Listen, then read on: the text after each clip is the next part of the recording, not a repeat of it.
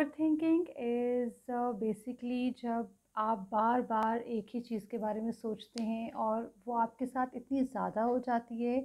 कि टाइम्स वो आपको मेंटल टॉर्चर देने लगती है।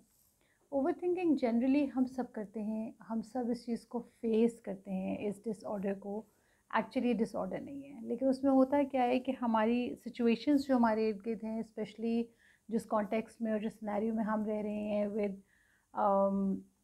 struggling period of time after COVID and all these things with this inflation। हर चीज़ महंगी है, हर चीज़ को हम 100 दफ़ा सोचते हैं और फिर हम करते हैं। मे इट बी परचेजेस, शादियां हैं, रिलेशनशिप्स हैं, कोई भी चीज़ है, उसमें हमारे पास बहुत ज़्यादा प्रॉब्लम ये आती है कि हमें कोई एग्जैक्ट आइडियल ऐसा कोई फ्रेंड ही नहीं मिलता या ऐसा कोई रिलेशन ही नहीं मिलता जिससे हम बहुत ओपन होकर बात कर सकें। ओवर थिंकिंग में दो चीज़ें इन्वॉल्व होती हैं। एक, we think about something that is happened in the past, उसमें हम कुछ भी नहीं कर सकते क्योंकि जो हो गया वो हो चुका, वो तो अल्लाह ताला की तरफ से लिखा हुआ था एंड उसमें इंसान अब कुछ कर ही नहीं सकता। और एक ओवर थिंकिंग होती है जो हम अपने फ्यूचर के बारे में कर रहे होते हैं, जिसमें हमारी शादियाँ इन्वॉल्व होती हैं, उसमें जॉब करियर स्विचिंग इन्वॉल्व होता है, उसमें लैंड का घर सेल एंड परचेज इन्वॉल्व होता है, उसमें बहुत सारी और चीज़ें इन्वॉल्व होती हैं जिसमें at times if you want to live, if you are living in a joint family system और आप सेपरेट फैमिली बनाना चाहते हैं, तो आप इतना ज़्यादा सोचते हैं उसके बारे में कि आपको ये लगता है कि अगर मैं यहाँ से निकल गया तो दुनिया ख़त्म हो जाएगी। सो ओवर थिंकिंग में बहुत सारी चीज़ें आ जाती हैं, बट क्या होता है कि ओवर थिंकिंग आपको, it leads you to a constant stress, और वो स्ट्रेस इतने एक्सटेंट पे हो जाता है कि आपको थ्रू आउट बॉडी एक्स रहना शुरू हो जाती हैं, आप कॉन्स्टेंटली पिल्स के ऊपर रहना शुरू हो जाते हैं, एंड एज अ रिज़ल्ट आपको इतनी ज़्यादा उन चीज़ों की आदत हो जाती है कि आप किसी और चीज़ के बारे में सोच ही नहीं सकते हैं। आपको सिर्फ ये फिक्र होती है कि अगर मैंने दवाई ना ली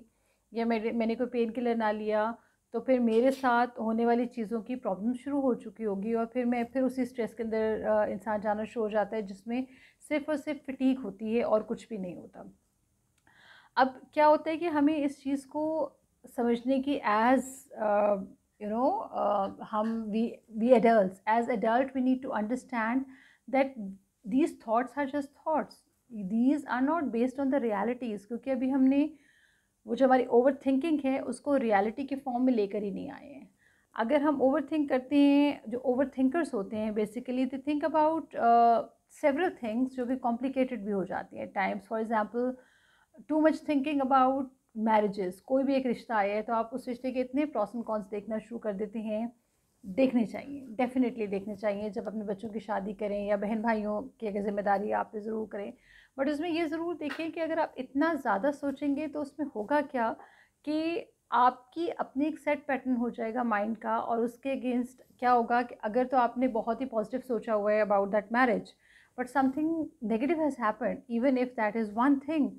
तो आप सोच सोच के अपनी उस चीज़ के अंदर इतना बिगाड़ पैदा कर लेंगे कि जिस लाइफ के अंदर आप रह रहे हैं आपकी वो लाइफ डिस्टर्ब हो जाएगी, आपके हस्बैंड वाइफ का रिलेशनशिप आपस में ख़राब हो जाएगा। अगर हम बात करते हैं जॉब्स की, अगर आप जॉब स्विचिंग करना चाह रहे हैं या आपकी जॉब स्विच हो गई है, तो रादर देन सोचना कि क्यों हुआ, मुझे उस जॉब से क्यों निकाला गया और अब मैं क्या करूँगा या मैं अब क्या करूँगी, तो इट्स बेटर कि you just relax, calm down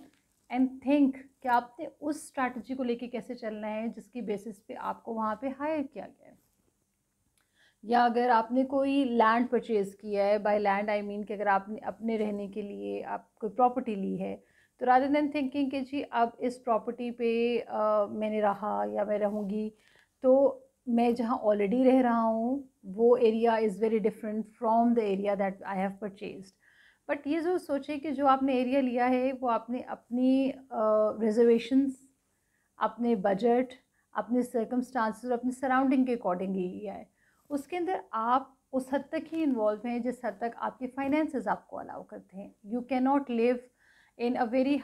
heavy budget house में जिसमें आप सिर्फ अपना घर ख़रीद के उसके बाद आप बिल्कुल ज़ीरो पे चले जाते हैं। सो इन सब चीज़ों के बारे में rather than keep on thinking कि क्या होगा अगर मैं वहाँ जाके रहूँगा, तो instead it's better you go and live there. आपको लगे बेहतर है, नहीं लगे तो जस्ट रेंट दैट हाउस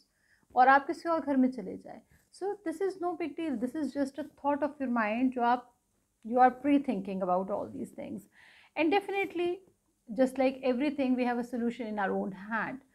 अगर आप, if you are an avid overthinker, then understand this thing कि you are the one who has to take yourself out of it.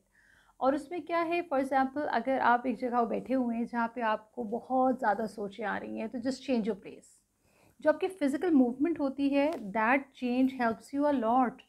Drink a lot of water, exercise करें, walk पे चले जाएं, talk to your friend.